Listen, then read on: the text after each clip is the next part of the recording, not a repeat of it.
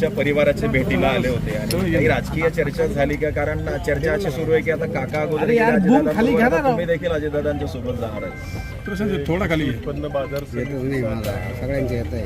त्या कार्यक्रमाला हजेरी लावून ते नंतर आमच्या काकांकडे जेवायला आले. आमचं घर शेजारी नसल्यामुळे तर कौटुंबिक फक्त मी तिथं गेलो आणि चहापाण्याला आमच्या घरी बोलवलं.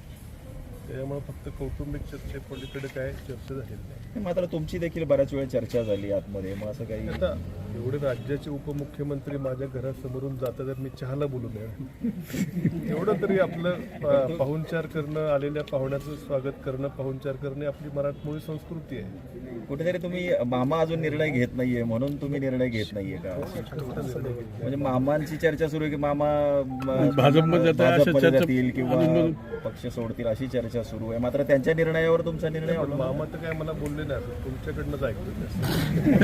तर काही अहिल्यानगर जिल्ह्यामध्ये एखादं मंत्रिपद देण्याची काही याबद्दल चर्चा केली अजित पवार? विरोधी पक्षाचे माझ्या नाही पण तरी पण काय नाही कौटुंबिक या नात्याने तुम्ही नाही फक्त चहा घेतला, आईस्क्रीम ते म्हटले गोड नको जास्त, चहा घेतला एवढंच, बाकी काही नाही विषय. काय तब्येतीची विचारपूस झाली. परंतु मग विरोधी पक्षात तुम्ही आहात, मग तुम्ही काही तक्रारी पण केल्या असतील? काय कसं आहे, पाहुणा आपल्या घरी आल्यावरती राजकीय आपलं नॉर्मल आपलं तब्येतीच्या विचारपूस पलीकडे काही चर्चा